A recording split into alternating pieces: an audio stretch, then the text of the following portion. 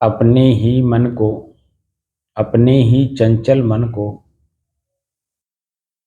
एकाग्र, स्थिर और शांत करने की दृष्टि से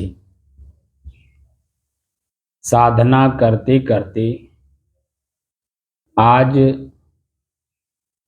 735 दिन हो गए।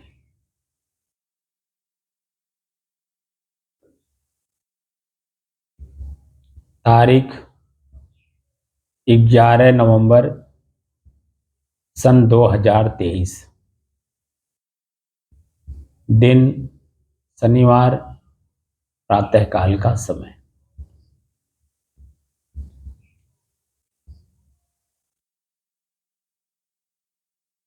हम लोगों का मन एकाग्र, स्थिर और शांत का अनुभूति करने लगा है।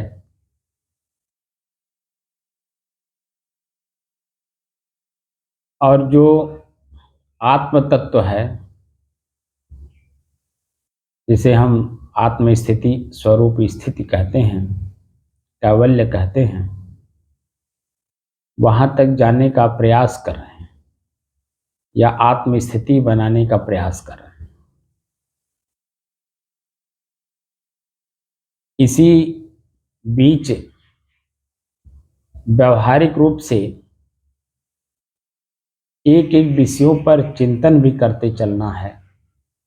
जो जो समय वर्तमान में हम लोगों के सामने आता है, उसका क्या महत्व है, क्या मतलब है, हम लोग अभी तकले क्या मानते थे, क्या पालन करते थे और किस दृष्टि से व्यवहारिक पक्ष सब कुछ बनाया हुआ था।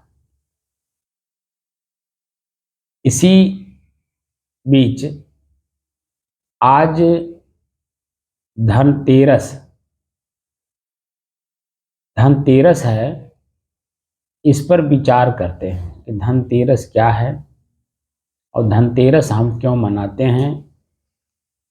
सही दृष्टि से धनतेरस मना रहे हैं या किस दृष्टि से कर रहे हैं, क्या हमें मालूम है या नहीं मालूम है, देखा देखी कर रहे हैं या जानकारी में कर रहे हैं।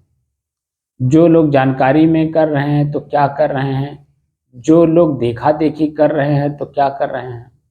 जिन्हें कुछ पता ही नहीं है, बस एक परंपरा है, माता पिता मान आए, हम भी बचपन से अब तक मान रहे हैं, बस मानते चलना है। लेकिन वास्तविक स्थिति क्या है, इसके बारे में जब हम गहन विचार करेंगे, मंथन करेंगे, चिंतन करेंगे, तब हमें पता चलता है कि वास्तविक स्थिति क्या है, हम क्या कर रहे हैं।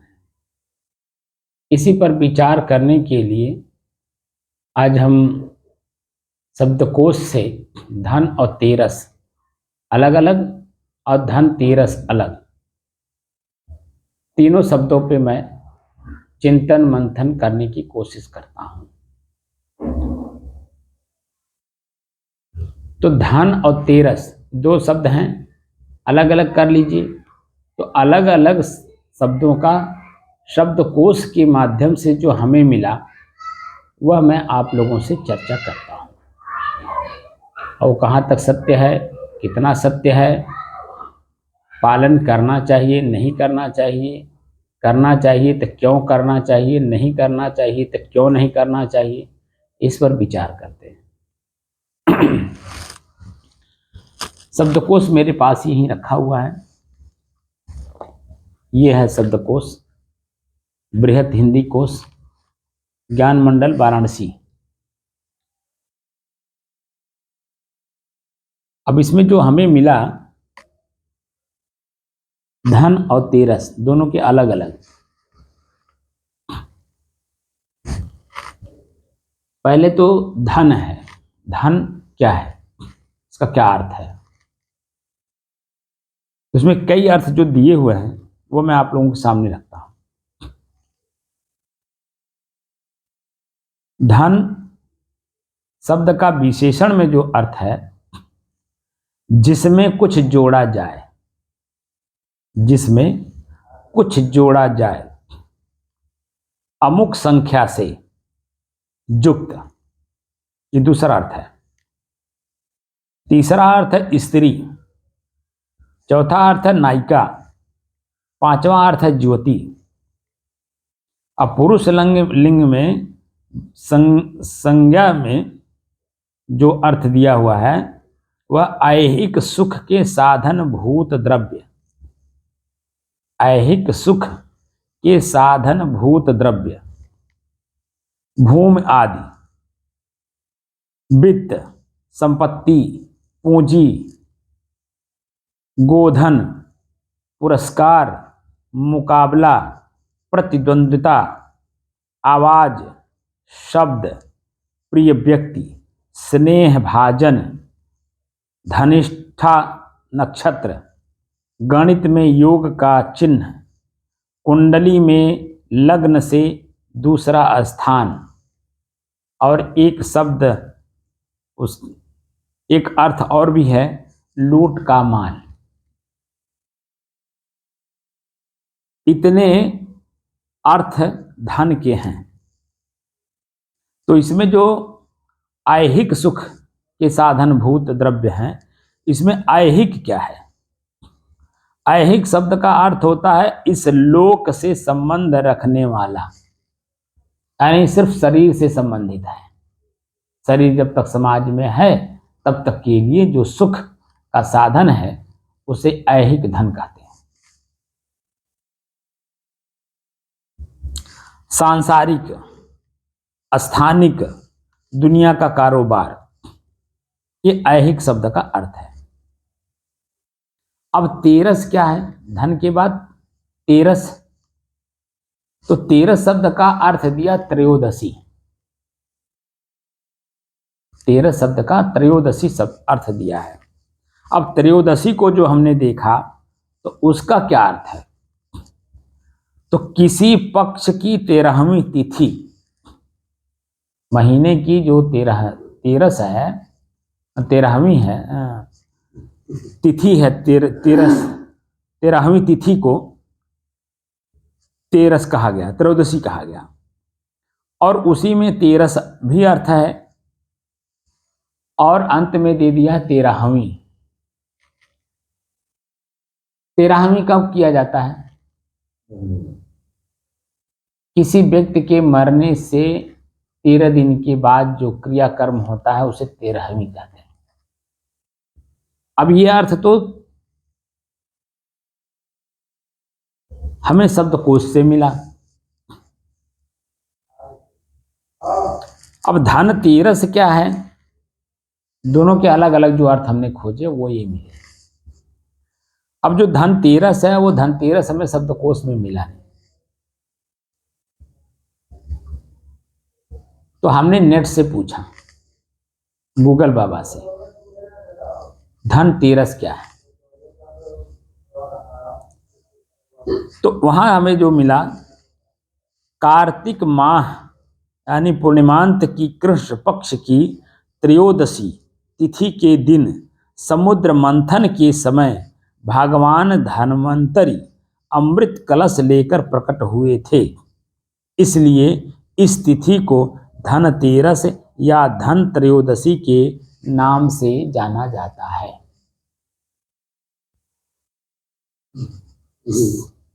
ठीक है, माना जाता है। तो भगवान धन्वंतरी अमृत कलश लेकर प्रकट हुए थे, इसलिए इस तिथि को धनतेरस या त्रयोदशी के नाम से जाना जाता है। इस दिन संध्या काल में घर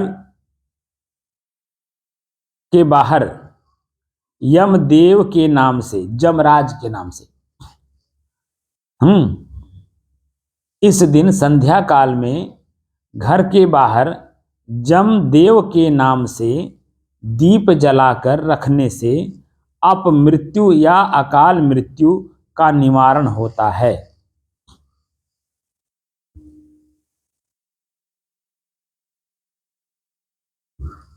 चार मुंह वाला सरसों तेल का दीप जलाने से जमराज नाराज नहीं होते। चार बाती वाला, दो बाती वाला नहीं, वो बात अलग है, चार मुंह वाला बताया ना, तो चार मुंह हो गया ना, वो तो ठीक है, दो ही बाती होगा, चार हो जाएगा। लेकिन यहाँ पे जो दो बाती चार बाती की बात नहीं कर रहा है, मुंह वाला कह रहा है। चार तरफ दीपक जलाने से, यानी चारों दिशाओं में एक ही दीपक में चार मुंह वाला, दो बाती रखेंगे तो चार अपने आप हो जाएगा ना। तो चार मुंह वाला दीपक जलाने से जमराज नाराज नहीं होते, ये इसका अर्थ।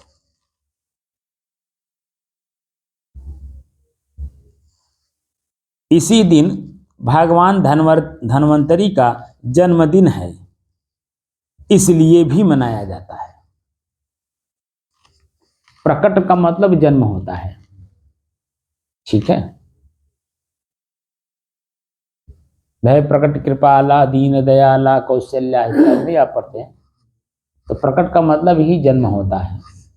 तो प्रकट का मतलब एक तो होता है कि भाई अचानक कहाँ से आ गए, ये भी प्रकट होता है। लेकिन यहाँ प्रकट का मतलब जन्म, कि भगवान धन्वंतरी जो है उनके कार्य से, उनके व्यवहार से जनता खुश हुई, जनता का हित हो रहा था, तो इसीलिए उनका जन्मदिन भी मनाया गया। तो उनका जन्मदिन भी है आज, ठीक। तो जन्मदिन तो उनका है, तो उसे जनता से क्या मतलब है, उनके परिवार के लोग मनावे ना, उनके परिवार के लोगों को खुश करना चाहिए, जनता को धन खर्चा करना चाहिए अपना। भाई कोई अपना जन्मदिन मनाता है तो अपने जन्मदिन पर देखिए कितना खुश होकर के अपना धन लुटाता है कि नहीं। ये तो भगवान धन्वंतरी को करना चाहिए, तो फिर जनता के ऊपर क्यों लोड डाल रहे हैं, प्रश्न है ना, कि जनता के ऊपर लोड क्यों डाले, क्यों उनका धन खर्चा करवा रहे हैं। तो इससे ये साबित होता है कि ये व्यापार है। क्या है, जो धन मेरे पास है वो आपके काम आए, और जो आपके पास है वो मेरे काम आए। यानी एक समता दृष्टि, एक समाज बनाने की दृष्टि से, एक दूसरे का सम्मान करने की दृष्टि से ये चीजें बनाई गई थी। जैसे मेरे पास बर्तन नहीं है, रुपया तो है, सोना चांदी तो है, लेकिन भोजन बना करके, भोजन परोसने के लिए, परोस कर खाने के लिए, बनाने के लिए सामान नहीं है। गेहूँ चावल आटा दाल सब कुछ है मेरे पास, लेकिन बनाने के लिए नहीं है। तो जिस बर्तन में बनाना है वो बर्तन मेरे पास नहीं है, तो अपना धन दे करके दूसरे से वो सामान लेना जिससे कि हमारा भोजन जिसमें बने। धनतेरस में क्या होता है, बर्तन तो खरीदने जाते हैं, भले तो चम्मचे बताया जाता है, चम्मचे खरीदो, लेकिन जाओ खरीदो। यानी आपके पास जो धन है वह उधर दीजिए, उनके पास जो धन है वो आप अपने पास, यानी एक दूसरे का सम्मान। समाज का मतलब ही होता है सम धन आज, सम माने बराबर, आज माने वर्तमान। जब मैं आपकी महत्व को समझूंगा तो आप मेरा भी महत्व समझेंगे, और जब मैं आपका महत्व नहीं समझूंगा तो मेरा महत्व अपने आप ही घट जाएगा। इस दृष्टि से समाज को चला, एक दूसरे का सम्मान करने की दृष्टि से ये त्योहार मनाए जाते हैं। कोई भी त्योहार, त्योहार का मतलब होता है, मैं बताया भी था ना, त्योहार शब्द का अर्थ भी मैं बताया था, तू धन आहार।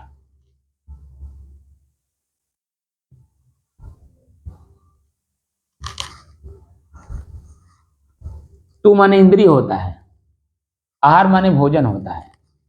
तो इंद्रियों का आहार, तो इंद्रियों का आहार जो है क्या स्वयं से पूरा होते हैं? क्या आंख अपने आप में ही रूप देख लेता है?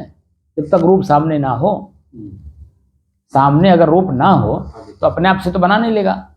तो सामने जब देखेगा तभी तो उसमें प्रभाव या अप्रभाव दोनों होगा, यानी सुख दुख का अनुभव करेगा। और आंख है और रूप नहीं है, दृश्य नहीं है, तो कैसे अपने आप में वो सुख दुख बनाएगा? जैसे हम लोग बैठे हैं तो आंख बंद है, आंख तो है लेकिन बंद है, तो ना हम आपको देख पाएंगे ना आप हमको देख पाएंगे, ये आंख बंद है। आंख खुलेगा तो दृश्य देखेंगे, तो दृश्य जो देखेंगे तो उस दृश्य में हमें क्या मिल रहा है, हम जब अपने आप का आकलन करेंगे तब हमें दृश्य और मैं का अंतर महसूस होता है। तो ये व्यापार जो चल रहा है मैं और मेरे का, भाई सभी लोग तो मेरे हैं, मैं जैसा हूं वैसा ही तो सभी लोग हैं, सभी जीव मेरे ही जैसे हैं, मेरे ही जैसे नहीं, मैं ही हूं, उस शरीर में भी मैं ही हूं। जो सुख दुख का अनुभव मुझे होता है, जो पीड़ा का अनुभव होता है, आनंद का अनुभव होता है, मुझे जो होता है वो सामने वाले को भी होता है, समय समय से होता है। तो मेरी भावना जैसी होती है सामने वाले की भावना भी अपने आप परिवर्तित होती है, क्योंकि जो हम सोचते हैं वो तरंग उड़ती है, और तरंग जो है एक दूसरे से जा करके टकराते हैं। तो हमारी भावना आपके प्रति जैसी होगी वह उसी तरह से दुश्मनी या मित्रता के रूप में वो आपके वो संबंध बनते हैं। अगर विचार अच्छे हैं तो दुश्मन भी है तो मित्र हो जाता है, क्योंकि आपके मन में उसके प्रति दुश्मनी भाव नहीं है। तो वो कितना दिन चलेगा, चलते चलते चलते किसी न किसी दिन तो थकेगा, रुकेगा, विचार करेगा, मंथन करेगा, मैं क्यों भाग रहा हूं। जैसे एक उदाहरण मैंने दिया था कि एक आदमी था, गांव के लोगों से, उस गांव के लोगों की बातों को सुन सुन के इतना परेशान हो गया, इतना दुखी हो गया कि वो गांव ही छोड़ दिया। अब गांव छोड़ करके चल दिया, कहा जहां जगह मिलेगा वहीं जाकर के रह लेंगे, यहां नहीं रहेंगे। चलते चलते चलते चलते चलते चलते वो चलता चला गया। एक जगह जो है उसको इतनी थकान लगी कि कुआं था, कुआं की जगाती थी, उसी पे कुएं की जगाती पे जाके बैठ गया। जगाती का मतलब कुआं ऊंचा होता है चारों तरफ से, उसी पे उसको अच्छा लगा, वहीं जाके बैठ गया। औरतें पानी भरने आई तो उसकी बुद्धि तो काम कर नहीं रही थी, वहीं बैठा का बैठा रह गया, और औरतें उसी को देख करके कि ये हटे तो हम पानी भरें, तो वो हट नहीं रहा था। तो लोगों ने कहा कि थोड़ा हट जाइए, हम लोग पानी भर लें। तो हटा तो, लेकिन बच्चूतर उठाया, हल्का सा किनारे होके फिर बैठ गया वहीं। फिर औरतों ने अंत में कहा तुम उल्लू ही हो क्या, तुम उल्लू तो नहीं हो। ये शब्द जैसे सुना तैसे वो व्यक्ति ने तुरंत उठ करके कहा 80 कोस पर मोर गांव, अब तू कस जाना उल्लू ना हो। तो जो व्यवहार हम करते हैं, हमारा व्यवहार ही हमें हमारा परिचय कराता है। हमारा अपना ही जो क्रिया है, व्यवहार है, वो व्यवहार ही एक दूसरे से संबंध किस रूप में बनना चाहिए, उल्लू के रूप में या व्यक्ति के व्यक्तित्व के रूप में, वो अपना संबंध जनाता है। तो इन्हीं सब चीजों को, क्योंकि मनुष्य शरीर में भी मनुष्य नहीं ना है, मनुष्य शरीर में जो सूक्ष्म शरीर है, वो सूक्ष्म शरीर जो संस्कार लिया हुआ है वह मनुष्य का नहीं है। इसलिए लोगों को सिखाना पड़ता है। बताओ, हम मनुष्य ही तो हैं जो दूसरे से सीखते हैं और दूसरे को सिखाते हैं। तो एक मनुष्य जो मनुष्य है, वास्तव में मनुष्य है, वह चिंतनशील है, अपने हर कर्म को देखता है, जानता है, समझता है, चिंतन करता है, और अपने ही कर्म को बनाता है और बिगाड़ता भी है। तो वह वास्तव में मनुष्य है। लेकिन दूसरा मनुष्य है जो अपनी चीज को जान नहीं पाता है, तो किसी के बताने से जो है वह अपनी चीज को सुधार लेता है, बिगड़ा हुआ चीज बना लेता है, और बना हुआ चीज बिगाड़ भी लेता है दूसरे के कहने से। तो वो मनुष्य है। लेकिन जो तीसरा है, ना खुद जानता है और ना दूसरे के कहने के अनुसार वो अपने कार्य को बनाता है, बिगड़े हुए काम को बनाता ही है। जैसे मछली खाना, अंडा खाना, मांस खाना। मांस कहाँ से मिलेगा, किसी का भी मांस हो, बकरे का हो, मुर्गे का हो। तो अब मछली शरीर है, तो मछली के शरीर में कोई जीव है ना, तड़पती है। आजकल बच्चों को वो कविता पढ़ाया जाता है, मछली जल की रानी है, मछली जल की रानी है, उसमें निकालो तो मर जाएगी, ऐसे कुछ करके कहा कवित्व बनाए हैं लोग। मछली जल की रानी है, निकालो तो मर जाएगी, ऐसे कुछ है बताते हैं। तो मछली का जो शरीर है, उसमें जो चेतना है, वो पानी के अंदर में ही अपना उछल कूद करती है, अपना क्रियाकलाप करती है। लेकिन पानी में से निकाल दीजिए तो मर जाएगी। और हम लोग प्रतिदिन कर रहे हैं। अभी हम ही को या आपको, आपके समाज से, परिवार से आपको भी निकाल दिया जाए, आपको कितना कष्ट होता है। या परिवार के किसी सदस्य से आपको कोई पीड़ा मिलती है तो कितना कष्ट होता है। होता कि नहीं होता है? वैसी तरह से मछली भी तो आप, उसका घर है उसका पानी। अब पानी में जितने जीव जंतु हो उसके परिवार के सदस्य हैं, उसमें से उसको निकाला जाएगा तो कष्ट नहीं होगा, उसको पीड़ा नहीं होगी। यह देखते हुए भी लेकिन फिर भी मारा जा रहा है, बड़े चाव से मारा जा रहा है। मारा भी जा रहा है, मरवाया भी जा रहा है। बड़ी बड़ी नावें समुद्र में लोग लेकर के जाते हैं, और उसमें देखो कितने मारने वाले उनके नौकर हैं। सरकार ठेका भी देती है, लोग भी लेते हैं, सरकार खुद भी मरवाती होगी। तो कहने का मतलब, जो हम एक दूसरे को दुख दे रहे हैं तो वह दुख क्या मेरे ऊपर नहीं आएगा? हम आप आय का साधन मान रहे हैं,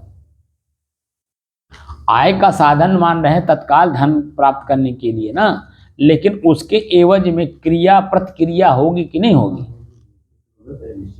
भाई वो भी जीव है और हम भी जीव हैं। हम उसके शरीर को सिर्फ देखें, ऊपरी हिस्से को, उसके भीतरी हिस्से में सूक्ष्म शरीर को देखें नहीं, तो जब सूक्ष्म शरीर को नहीं देखेंगे तो उसकी पीड़ा कैसे समझ में आएगी? और उसकी पीड़ा नहीं समझ में आई तो मेरी पीड़ा कैसे कौन निकालेगा? क्योंकि वही मुझे मारेगा जिसको मैं मारा हूं। तो वो आज मैं ताकतवर हूं, मनुष्य हूं, बलवान हूं, वह तो कमजोर है। भले अपने पानी में अपने घर में है, लेकिन है तो कमजोर, शरीर से कमजोर है वो। और मैं हूं ताकतवर, मैं नहीं भी मार सकता हूं, लेकिन मारने के लिए हम उद्यम होते हैं। क्यों मारने के लिए उद्यम होते हैं? क्योंकि वो मुझे कभी मारा था। अब वो क्रिया प्रतिक्रिया, क्रिया प्रतिक्रिया, क्रिया प्रतिक्रिया। तो परिक्रमा जो शब्द है, परिक्रमा करो, परिक्रमा करो, तो किसकी परिक्रमा करो? ये विद्वानों के लिए, समझदारों के लिए किसी स्थान का शरीर से घूमना नहीं होता है। परिक्रमा शब्द है, परिक्रमा एक शब्द है, परिविशेषण लगाया क्रम को तोड़ने के लिए। परिक्रमा करो यानी चिंतन करो, मंथन करो। मैं किसी को पीड़ा तो नहीं दिया हूं, जो सामने वाला मुझे पीड़ा दे रहा है। मैं पीड़ा दिया हूं तभी तो मुझे दे रहा है। तो आज क्या करना चाहिए मुझे? तो मेरा ही धरोहर उसके पास है, मुझे लौटा रहा है, तो क्यों ना हम उसे ले लें और ले करके सहन कर लें। हम क्रिया का प्रतिक्रिया ना करें तो वहीं वो शांत हो जाएगा। तो मेरा वो दुश्मन नहीं है, वो मेरा दिया हुआ धरोहर वापस कर रहा है। लेकिन मेरा ही दिया हुआ धरोहर जब वापस दे रहा है, मुझे कष्ट लग रहा है। मेरा ही दिया हुआ है ना, उसके पास धरोहर है, वो रखा है, सुरक्षित रखा है, और वो समय पाने पे आप जब सामने पड़ रहे हैं तो आपको वापस कर रहा है। मैं बताया तो था, 1,00,000 रुपया आप दे करके किसी को भूल गए हैं, आप भी भूल गए, वो भी भूल गया है, लेकिन डायरी में उसने नोट कर रखा है। और उसके 20 साल बाद, 25 साल बाद, 50 साल बाद जब वो डायरी उल्टा और देखा तो आपका कर्ज उसमें लिखा हुआ था कि फला से मैं इतना रुपया कर्ज लिया हूं, और आपके पास वह देने के लिए क्षमता है, वह दे। जब आप देने जाएंगे तो क्या वो लेगा नहीं? बड़ा खुश होगा कि भैया हम भी भूल गए थे, हम जिस डायरी में लिखे थे वो डायरी मेरा पानी में भीग के खराब हो गया, मुझे पता ही नहीं कि मैं कितने लोगों को कहां कहां दिया हूं पैसा। हमारे यहाँ जब हम बचपन में छोटे थे, हमारे यहाँ एक साहू जी थे, बहुत प्रसिद्ध थे। वो कितने लोगों को पैसा कहां कहां दिए हैं, कहां कहां से उनका व्यापार चलता था, किस बैंक में कितना पैसा रखे उन्हें पता नहीं था। बस वो खाली अपना व्यापार करते थे। जो आया, गरीबी उस समय थी, आज के 50 साल पहले, 45 साल पहले जो गरीबी ही तो थी देश में, हर व्यक्ति गरीब था। लेकिन वो व्यापार इतना बढ़िया करते थे कि जब उनके पास जो में देने वालों की और लेने वालों की लंबी लाइन लगी रहती थी। उनके घर पे मैंने देखा बचपन छोटे में। लंबी लाइन लगी रहती थी, लेने वालों की भी और देने वालों की भी। एक तरफ देने वाले रहते थे, एक तरफ लेने वाले रहते। मैंने देखा वह खाली देना और लेना जानते थे, बाकी कोई दे दिया तो भाई जैसा दरवाजे पे जो आया है देने के लिए, तो जो लोग दिए हैं उसका डायरी में नोट है, तो वो अपना दिए, कटवाया, नाम कटवाया गया। लेकिन जो लोग नहीं दिए देने आते तो वो खोजते भी नहीं थे कि भाई फलाना आया नहीं, अभी दिया नहीं हमको, वो भी नहीं करते थे। आज जो लेने वाले हैं तो वो लेने वाले का उधर ले रहे हैं, अगर वो आके लिखवा दिया तो ठीक है ईमानदारी से कि इतना सामान मैं ये लिया हूँ, नहीं तो वो लिखने भी उसके पास नहीं जाते थे, वो खाली वहाँ सामान दिलवाते थे, बैठ करके एक अलग आदमी लिखता था। तो लिखवा दिया तो ठीक है, नहीं लिखवाया तो ठीक। ये स्थिति मैंने देखा है। तो कुल मिला करके हम एक दूसरे का सम्मान करें, एक दूसरे के हित को समझें, एक दूसरे की पीड़ा को समझें, तो उन सब चीज़ों को समझने के लिए सबसे पहले स्वयं को समझना होगा। जो मैं ये अभ्यास करवा रहा हूँ मन शांत कराने के लिए, तो ये स्वयं की हर चीज को समझने की दृष्टि, क्योंकि हम चंचल मन से काम कर रहे हैं, इसीलिए पता चलता नहीं हम किसको क्या दे रहे हैं, इसके बदले में हमें क्या मिलेगा, ये सब हमें पता नहीं है। बस दिए जा रहे हैं, दिए जा रहे हैं, दिए जा रहे हैं और लिए जा रहे हैं, दिए भी जा रहे हैं, लिए भी जा रहे हैं। तो इसलिए शांत मन से, स्थिर मन से जब अपने ही कर्म को हम जब देखेंगे, तो जो मुझे मिल रहा है ये मेरा ही दिया हुआ है, और जो मैं आज दूंगा वही मुझे कल मिलेगा। तो कल का दिया हुआ सामान आज मुझे मिल रहा है, उसे हम ले लें। लेकिन जो आज दें हम किसी को, तो सोचकर समझकर और जान करके हम दें, ताकि क्योंकि मुझे ही वापस मिलना है। तो इसीलिए अपनी जबान को देखिए, जबान से मेरे शब्द क्या निकल रहा है, उसमें जरूर मंथन करिए, चिंतन करिए और अपनी जबान के शब्द को बदलिए, ठीक करिए। शब्द बोलते समय सावधानी रखिए, सतर्कता रखिए। इसीलिए तो कबीर साहब को कहना पड़ा कि शब्द संहारे बोलिए, शब्द के हाथ न पाओ, एक शब्द औषधि करे, एक शब्द करे घाव। तो आपके अपने ही सुधार के लिए तो कहा। हम बोले जा रहे हैं, बोले जा रहे हैं, तो क्या बोल रहे हैं भाई? तो सबसे बड़ा जो धन है आपके पास, 3 धन है सबसे बड़ा। सबसे पहला आपका शरीर। क्या? क्योंकि शरीर ही सब होना है, चिंतन भी, मंथन भी, व्यवहार भी, परमार्थ भी।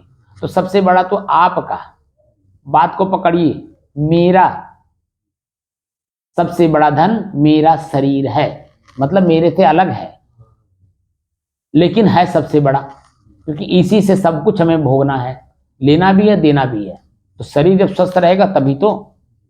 दूसरा, मेरे अपने विचार जो सूक्ष्म हैं, तो उसको मन कहते हैं, चित्त कहते हैं, बुद्धि कहते हैं, क्रिया भी कहते हैं, अहंकार इसको बोलते हैं। तो सूक्ष्म शरीर तो 2 हो गए, एक स्थूल शरीर, एक सूक्ष्म शरीर, और एक जो कारण शरीर है, जो मैं स्वयं। तो स्वयं मैं अपने आप में ही धनवान हूं, लेकिन ये जो 2 मेरे हैं, इनको हमें ही ठीक भी करना है और हमें इसे छूट भी देना है। अगर हम छूट दे दिए तो चंचल करेगा आपको, और अगर इसको बांध के रखे हैं तो ये आपके अनुकूल चलेगा, आप जैसा चाहेंगे। तो आपको बांधने के लिए सतर्कता, सावधानी के साथ साधना पहले करना पड़ेगा, क्योंकि ये आपके पहले थे, आपने इन्हें छूट दे दिया। अब इन्हीं को जब दोबारा अपने बस में करना हो रहा है, जैसे मान ले पशु, बहुत पशु आपने बांध करके अपने घर पे खिलाया होगा, लेकिन वही पशु जब छूट जाता है, पहले तो बंधा हुआ है, आप खिला रहे हैं, वो खा रहा है, लेकिन मान लीजिए किसी कारणवश छूट गया, तो क्या जल्दी पकड़ में आता है? उसी को पकड़ने में, दोबारा पकड़ने में कितना 24 घंटा आपको परेशान करता है। आपको तो करता ही करता है, आपके पूरे परिवार को करता है, जब तक वो पकड़ में ना आ जाए। परिवार ही नहीं बल्कि पड़ोसी भी परेशान हो जाते हैं। पड़ोसी ही नहीं, गांव के हर आदमी परेशान हो जाता है, क्योंकि वो पशु इतना चंचल है, किसी को मार दिया, किसी का खेत चर लिया, किसी के घारी में जा चला गया, वहां पशु को मार दिया, तो इससे सभी लोग परेशान हो जाते हैं। तो उसको पकड़ने के लिए देखिए अन्य काम छोड़ करके पहले उसको बांधते हैं कि नहीं बांधते। ऐसे ही ये पशु है हमारा मन, हमारा अपना ही मन हमारा पशु है। हम इसको कभी बांध के रखे थे, लेकिन धीरे धीरे हम इसको छूट दे दिए, हमने खुद छूट दे दिया। अब जब छूट पा करके जब मन आपके ऊपर हावी होने लगा, आपको दुख देने लगा, आपके सारे अंगों को दुख देने लगा। ये जो शरीर है, ये एक गांव है ना, एक पुर है, इसमें हाथ अलग है, पैर अलग है, आंख अलग है, नाक, अब इसको कष्ट देने लगा। तो अब जब कष्ट महसूस होने लगा तो अब इसे बांधना चाहे, तो बांधने के लिए जो साधन बताया गया रस्सी, वह रस्सी अनेकों प्रकार की है, जिसको 112 विधि बताई गई। तो उन 12 विधियों में जो सरल आपके पास वर्तमान में उपलब्ध है वो है रस्सी, कि उसको बांध करके रखा जाए। सीकड़ आपके पास है नहीं, घारी आपके पास है नहीं, तो खुले में भी अगर आपको रखना है, कहीं भी घारी में भी रखना है तो बांध के रखना पड़ेगा, तो रस्सी तो काम आती है। खुले में भी रखना तो रस्सी काम आती है। सीकड़ बांधेंगे तो कोई काट भी ले जाएगा, लोहे की चीज रखेंगे तो कोई काट भी ले जाएगा, लेकिन रस्सी कोई काटता नहीं है। रस्सी सहज है, सरल है और अस्थाई है। कहीं भी उस रस्सी से आप पशु को बांध के रख सकते हैं। उसी तरह से अस्थाई रूप से, सहज रूप से आपका अपना श्वास है। इस श्वास के माध्यम से अपने मन को कहीं भी बांध करके अपने मन को रखा जा सकता है। जैसे आप मान लीजिए कोई बात सोच रहे हैं तो आपके श्वास की गति तेज हो गई, तो श्वास की गति तेज हो गई, इसका मतलब ब्लड प्रेशर बढ़ रहा है, तो ब्लड प्रेशर बढ़ने का मतलब शरीर नष्ट करने का काम शुरू हो गया। तो शरीर ही जब नहीं रहेगा तो आप रहोगे कहाँ, तो सुख दुख का अनुभव कैसे करोगे। इसीलिए अपने शरीर को स्वस्थ रखने के लिए सबसे पहले आंख बंद करिए और अपने से अलग होकर के अपने श्वास को देखना आरंभ करिए। जैसे ही आप अपने श्वास को देखना आरंभ करेंगे तो धीरे धीरे आप देखेंगे, चेतना में रह करके जब देखेंगे तो देखेंगे कि धीरे धीरे धीरे मन हमारे अपने इसी श्वास पे आकर के एकाग्र हुआ, स्थिर हुआ और शांत का अनुभव कर रहा। तो श्वास जो तेज चल रहा है वो सामान्य हो जाएगा। तो जो ब्लड प्रेशर बढ़ने के कारण हार्ट अटैक और ब्रेन हेमरेज होने का खतरा था, उससे आपको वहां पर निजात मिल जाएगा, छुटकारा मिल जाएगा, मुक्ति मिल जाएगी। तो जो आपका प्रारब्ध अभी शेष रह गया है, इसको बोलते हैं अकाल मृत्यु, तो वो अकाल मृत्यु नहीं होगी। तो जो प्रारब्ध शेष बचा है उसको भोगने में आपका शरीर सहयोग करता है। लेकिन जब आप अपनी श्वास की गति को नहीं पकड़ेंगे, स्थिर नहीं करेंगे, एकाग्र नहीं करेंगे और शांत नहीं करेंगे, तो आपकी अकाल मृत्यु हो जाएगी। और अकाल मृत्यु होने से जो प्रारब्ध अभी शरीर का रह गया है, ये तो भोगने के लिए तो रह गया, इसको तो भोगना ही भोगना है, लेकिन जो आपने बनाया उसको भी तो भोगना पड़ेगा। फिर आप 84 लाख योनियों का चक्कर काटेंगे, तो उसमें एक भूत योनि भी बताते हैं कंफर्म कोई नहीं कहता है, लेकिन कहते हैं कि भूत योनि है। मान लेते हैं भूत योनि अगर है, तो भूत योनि भी तो हजारों साल की है। एक बार अगर आप भूत योनि में चले गए तो हजारों वर्ष तक आप उसी योनि में रहेंगे। किसी को डराएंगे, किसी को धमकाएंगे, किसी को मारेंगे, काटेंगे, पीड़ित करेंगे। जो आपकी अपनी वर्तमान की पीड़ा है, उसी पीड़ा में आप दूसरे को पीड़ित करते रहेंगे। तब बता दीजिए कितना कर्म आप बिगाड़ रहे हैं। और एक कर्म आज का बिगड़ा, ब्लड प्रेशर बढ़ा, हार्ट अटैक हुआ, मर गए, पीड़ा से तो मरे। और वही पीड़ा, एक पीड़ा लेकर के हम जब गए तो हजारों के लोग तादाद में हम उसी पीड़ा को बढ़ा रहे हैं। अच्छा ही कहाँ वहाँ आएगी। कोई भूत योनि बता दीजिए, अगर आप मान रहे हैं जो लोग ये भूत प्रेत, भूत सोखा ओझा झाड़ते हैं, या कोई बहुत ऐसे स्थान बने हैं जहाँ पे जा करके लोगों का भूत प्रेत समाप्त होता है, तो ऐसे स्थानों पे जाने पे आपको लगता है कि किसी को सुख देते होंगे। देखिए उनके शरीर को कितना जन्म कष्ट होता है, लोग अभुआने लगते हैं, पूरा शरीर हिलने लगता है, अपने आप कहते हैं मैं फलनवा हूँ रे फलनवा हूँ। तो अब जो सोखा है उसको कितना कष्ट देता शरीर को, मारता है नहीं, झोंटा उखाड़ता है, मारता है, पीड़ित करता है, क्या क्या नहीं करता है। तो वो पीड़ा देखिए, स्वयं की पीड़ा कितने लोगों को पीड़ित कर रहा है। तो इसलिए जो सावधानी पूर्वक हमारे चिंतनशील ऋषि हैं, उन ऋषियों ने देखा कि भूत प्रेत तो कहीं कुछ है ही नहीं है, इसके मन के अंदर में जिस बात को इसने सोचा उसे स्थिर कर लिया, किसी बात को स्थिर कर लिया और उसी के अनुसार चल रहा है, तो जो स्थिर कर लिया वही उसका दोष हो गया। इसीलिए कहा गया कि बुद्धि से परे भी जाकर के देखो। बुद्धि मतलब निश्चय, और निश्चय ही जिस चीज का आप निश्चय कर लेते हैं वही पीड़ा का कारण बनता है। जैसे जो भ्रम होता है, भ्रम कहाँ होता है?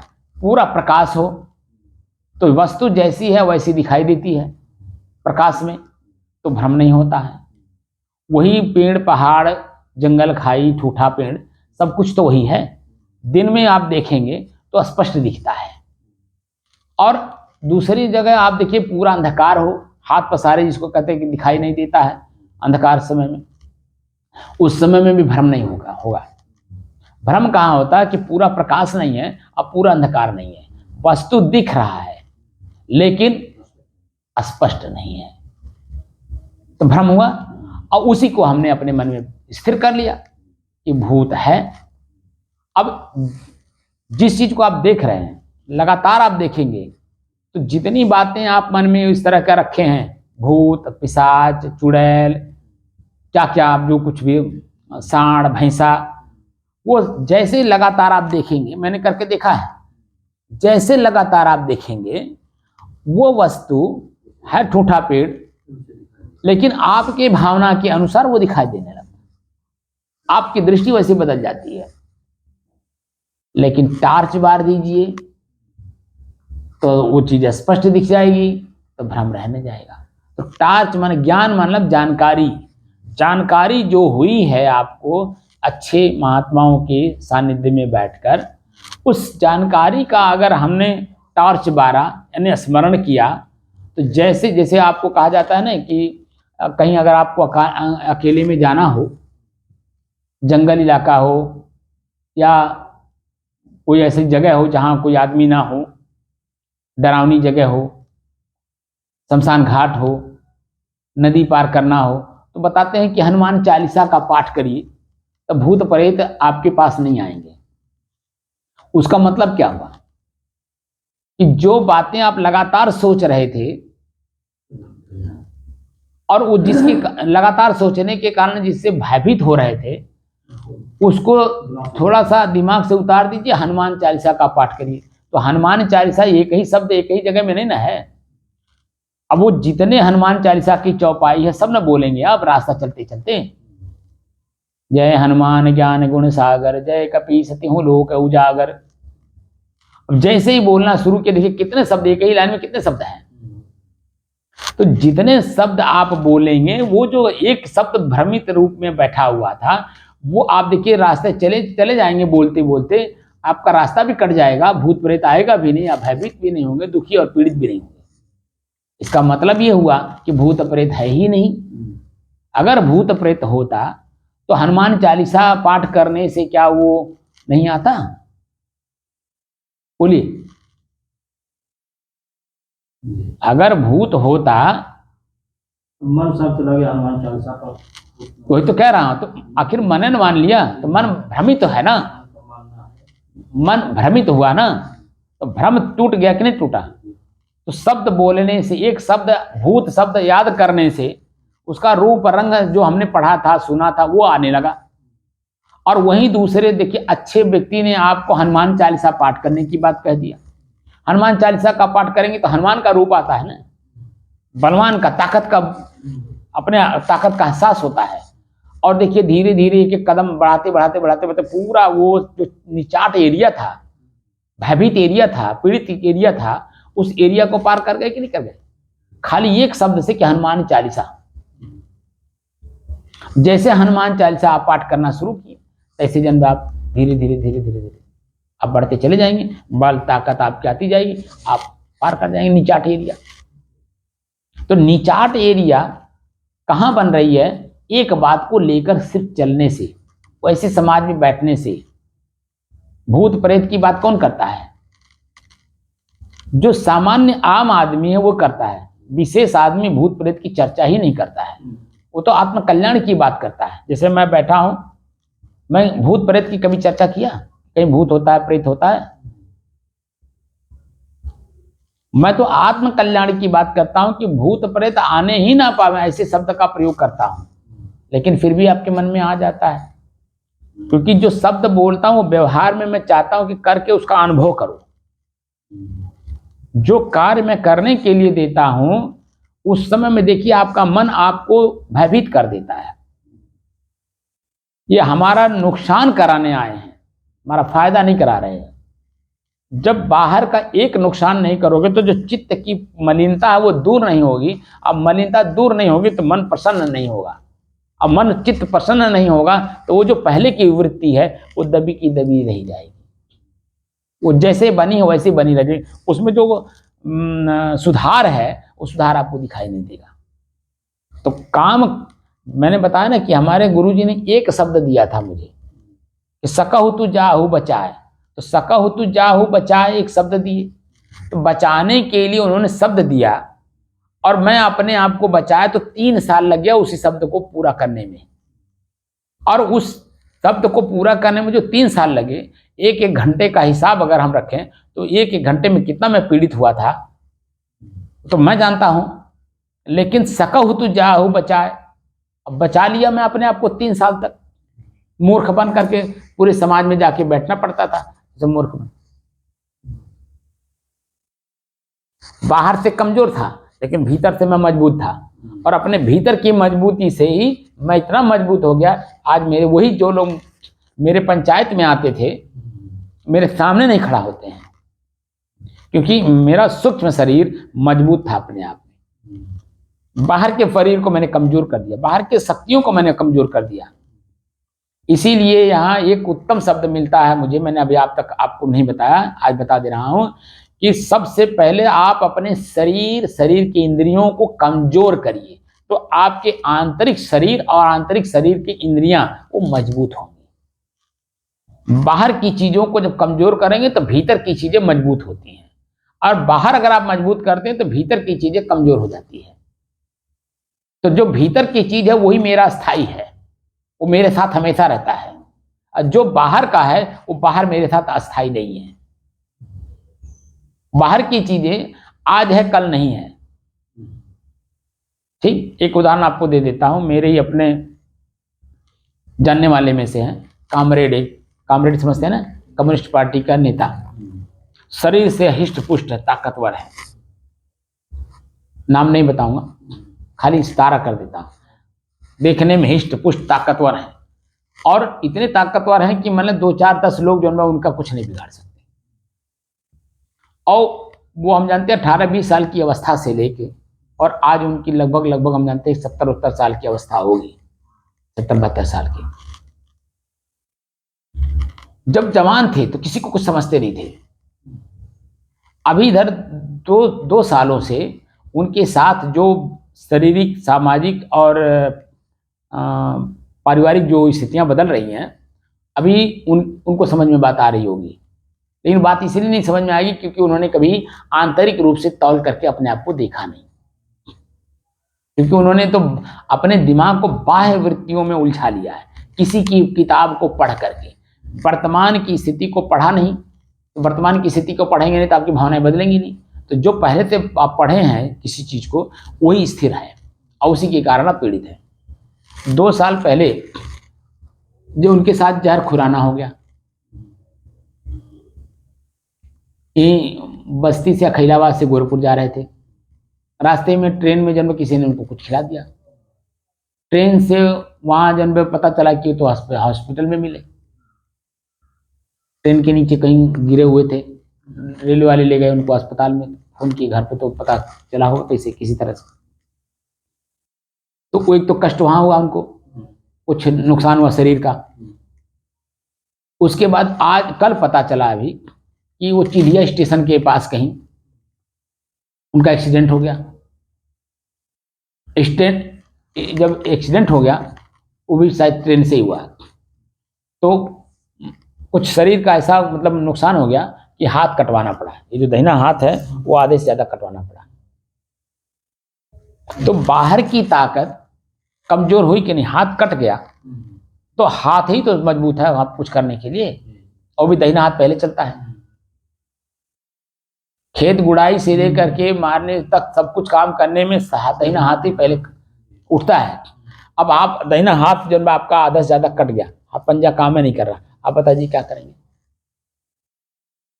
और वैसे भी प्राकृतिक दृष्टि से भी शरीर जो है समय के अनुसार कमजोर होती है कि नहीं, इंद्रियां कमजोर होती हैं कि नहीं, बल ताकत कमजोर होता है कि नहीं। अभी आप रामचंद्र बाबू को ले लीजिए, चलने में असमर्थ हो गए कि नहीं। जो आज के 15-20 साल पहले मैंने जो देखा था शरीर, कितना फुर्तीला शरीर, और आज शरीर देख रहा हूं कांप रहा है। ये रोड पार करने में उनको जन दिक्कत हो रही है, हो रही है। तो बाहरी शक्ति को कमजोर करेंगे तो आंतरिक शक्ति आपकी मजबूत होगी। दूसरा उदाहरण आप ही के साथ दे रहा हूं। मैंने जो बात कहा था आपने नहीं किया तो आपका मनोवृत्ति कमजोर हुई कि नहीं। अगर आप कर दिए होते तो आपकी मनोवृत्ति उत्साहित, प्रसन्नचित, आनंदित रहती, और 4 आदमी से आप वही अपने आनंद बिखेरते कि मैं ये काम किया हूं। क्योंकि आपने किया कि कर करके जो चीजें हम प्राप्त करते हैं, कहने से नहीं होता है, कर करके जो चीजें हम प्राप्त करते हैं उसमें हमारी अपनी ही चित्तवृत्तियां प्रसन्नचित, प्रफुल्लित, आनंदित होती हैं, और वही आनंद जो है हम दूसरे के सामने कह करके बिखेरते हैं। इसीलिए मैं कोई भी काम करता हूं, एक शब्द भी अगर बोलता हूं तो मैं चाहता हूं सामने वाला करके उसका अनुभव करे, उस चीज को प्राप्त करे जो मैं देना चाहता हूं। जैसे मैंने उदाहरण आपको दिया ना, 2 लोगों को पिछले मई में मैंने भगत बनाया, और दोनों मेरे पास यहीं आए थे और कहे कि यहीं हमें कंठी माला पहना दीजिए, हम पहन करके तब जाएंगे।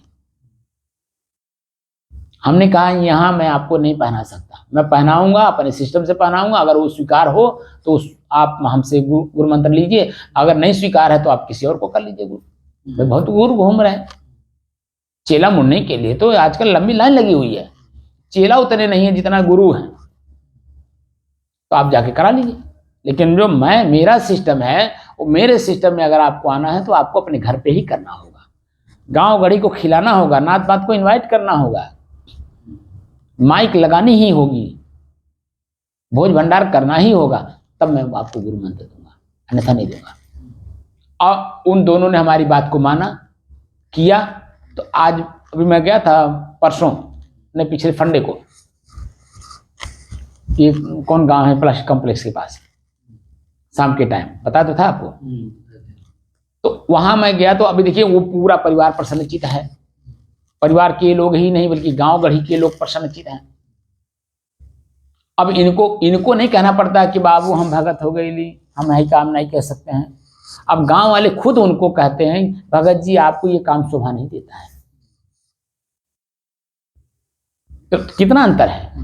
ज्यादा से ज्यादा आपका अगर वो नुकसान हुआ होगा तो 10,000 का नुकसान हुआ होगा, उतना हुआ भी नहीं होगा, लेकिन मैं कह रहा हूं कि 10,000 का नुकसान हुआ होगा, ठीक। लेकिन 10,000 में आपने कमाई कितनी बड़ी की, आपकी चित्त कितना प्रसन्न है। चित्त की प्रसन्नता में 10,000 क्या माने रखता है आप बताओ। 10 लाख तो कुछ माने ही नहीं रखता है, 10,000 माने क्या रखता है। और वही चीज मैं चाहता हूं कि अंदर से मजबूत बनिए, अंदर का धन सबसे बड़ा धन है। तो सबसे पहले मैंने कहा कि आपका शरीर मजबूत कैसे होता है। 2 शरीर बताया। पहला शरीर आपका स्थूल शरीर जो दिखाई देता है, इसमें जो आपके पार्ट्स हैं, आंख, नाक, कान, हाथ, पैर, ये सब किससे मजबूत होते हैं। धन का मतलब होता है, धन से मतलब धन से नहीं होता है, आपकी शक्ति से होती है। आपकी शक्ति आप कितना नष्ट कर रहे हैं, कहां कहां नष्ट कर रहे हैं, कैसे कैसे नष्ट कर रहे हैं, क्या आपको पता है। वीर्य शक्ति तो है, हमारे शरीर को संचालित करने के लिए पूर्ण रूप से हमारा वीर्य ही हमको ताकत देता है। तब आप बताइए तो कौन सा धन, वो जो 13वीं है, 13 शब्द का जो अर्थ 13वीं है, तो आप अपने साथ स्वयं 13वीं कर रहे हैं कि नहीं कर रहे हैं। 13वीं कब होती है, मरने के बाद। इसका मतलब है कि आपकी वृत्तियां मरी तभी तो 13वीं हुआ। वही वीर्य शक्ति जब शरीर में रहता है तो दीवार तोड़ने का मन करता है, और वही संभोग होने के ठीक तुरंत 1 सेकंड भी नहीं लगता है। जैसे ही वीर्य आपके शरीर से बाहर हुआ, आपको तुरंत क्या देता है? उत्साह देता है, उमंग देता है, काम करने की क्षमता देता है। तुरंत वही हरासमेंट होकर के पश्चाताप और आत्मग्लानि कराता है, अपने आप पे ही, अपने इंद्रियों, अपने शरीर पे ही घृणा कराता है। तो दबाया कि नहीं दबाया? तो मुझे तो उसी को तो उभारना है। जो मेरा ताकत है, मेरा बल है, जो मेरा ज्ञान है, वही आंतरिक शक्ति को जो अंत में आपको मिला पश्चाताप और आत्मग्लानि, उसी से ही मैं चाहता हूं कि निजात मिल जाए और सदैव के लिए निजात मिल जाए। उसी बात को तो मैं समझ लिया एक शब्द में कि ब्याह नहीं है व्याधि है, सकहु तू जाहु बचाए, अब पायन बेड़ी परत हैं, ढोल बजाए बजाए। प्रारब्ध साथ पुराना आपका प्रारब्ध था। नहीं, प्रारब्ध के साथ साथ, प्रारब्ध तो मेरे साथ एक लड़का था, उसका भी तो था, उसका भी। देखिए ये सब प्रारब्ध, वही मैं कह रहा था, प्रारब्ध बनता कैसे है? आप जो स्थूल रूप से शरीर से कार्य करते हैं तो सूक्ष्म शरीर जो बनता है, तो सूक्ष्म शरीर मेरा पहले का मजबूत था, इसलिए आज मैं स्थूल शरीर से कमजोर बना करके मैंने उसको पालन कर लिया। और मैं वही तो चाहता हूं कि आपका जो सूक्ष्म शरीर है वो मजबूत हो, तो व्यवहार करके भी तो आप मजबूत बनिए। जब व्यवहार करके आप आंख से देख करके मन प्रसन्नचित होगा, वो अस्थायी होता है। इसीलिए मैंने शुरू से मैं कहा था कि आप जब जिस लेवल पे मैं आपको ले जा करके खड़ा कर रहा था, तो आपको याद शायद नहीं होगा, मुझे हर बात याद आ जाती है जब मैं आपके बारे में बोलने लगता हूं। मैंने आपके कहा था कि जैसे ही आपको ये चीजें मिल गई है, अब इस चीज को बरकरार रखने के लिए जो व्यक्ति आपके पास आता है, इसका मतलब उसका धरोहर आपके पास है, उसको तुरंत उसको दे दीजिए, 1 सेकंड में मत लगाइए, क्योंकि वो जैसे ही पाएगा, जैसे जिस प्रसन्नचित मुद्रा में आया था उसी प्रसन्नचित मुद्रा में वापस चला जाएगा, और तो आपकी अपनी धरोहर सुरक्षित बच जाएगी। ये कहा था कि नहीं कहा था? तो आपकी अपनी ही धरोहर, अब इतनी सूक्ष्म दृष्टि में आप जा ही नहीं पा रहे, समस्या तो यूं है। मैं बातें बहुत ऊंची ऊंची करता हूं, अनुभव की करता हूं, देख के करता हूं, लेकिन आपकी वृत्ति अभी जो वो पहले वाली जो वृत्ति है, डली वाली, कुछ मन में लिया हुआ, वो अभी हावी है पर। इसीलिए जो है मुझे खिन्नता पैदा होती है कि मैं बताता हूं इतनी, मैं एक शब्द जो बोल रहा हूं, मैंने अपने जीवन में आचरित करके बोल रहा हूं, जीवन में मेरे है, इसलिए मेरे वो आवाज तेज के साथ निकलता है। अगर जो चीजें मेरे जीवन में नहीं है, अभी मैं भूख को अपने जीत नहीं पाया हूं, तो भूख के बारे में कहां बोल पाता हूं? नींद को पूर्ण रूप से नहीं जीत पाया तो अभी नींद के बारे में कहां बोलता हूं? अभी चलने की जो शक्ति हमारी है, उसको भी हमें कठोर रूप से रोक नहीं पाया। तो अभी मैं देखिए रामायण भी जाके गाया, परसों की रात में मैं रामायण भी गाया। हमारे कबीर पंथ में तो अपने बीजक पाठ करने की बात करते हैं, रामायण की बातें नहीं करते, सबको एकदम निगलेक्ट करते हैं। वेद शास्त्र सब खोजत हारे, मर्म न जानत केव, हमारे कबीर पंथ में गाते हैं। लेकिन मैं रामायण भी गाया, जो कि वो रामचरित है, राम के चरित्र का वर्णन है। वो भी दशरथ पुत्र राम जो अयोध्या में है, लेकिन उसी रामचरित मानस में कहीं कहीं अच्छे अच्छे शब्द भी तो हैं जो व्यवहारिक जीवन को प्रभावित करती हैं, उत्साहित करती हैं करने के लिए। रामचरित मानस मान लीजिए आप कह रहे हैं, तो उसके परिणाम में भी आप देखिए कि जब पूरा होता है तो भोज भंडारा भी तो होता है।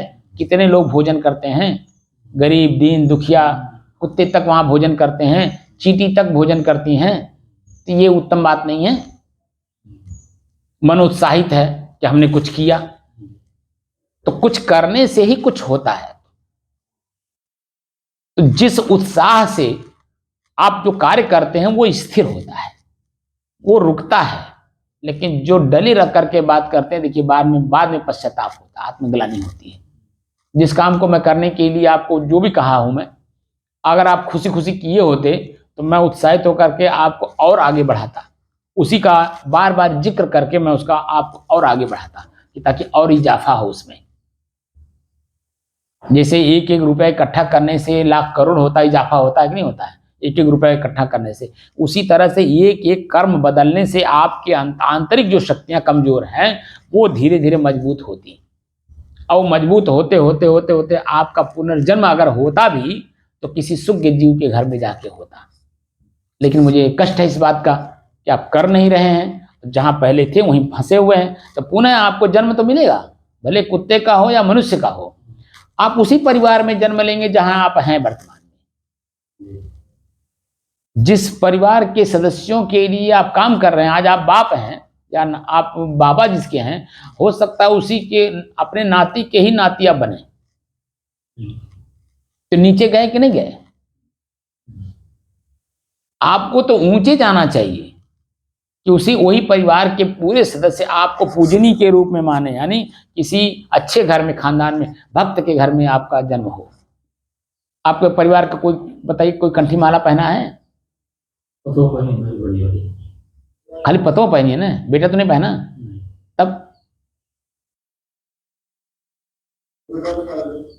अब जिसके पास आप जन्म लेंगे तो आपकी पतो तो वहां रहेगी नहीं, पतो के यहाँ फिर दोबारा आप जन्म लेंगे।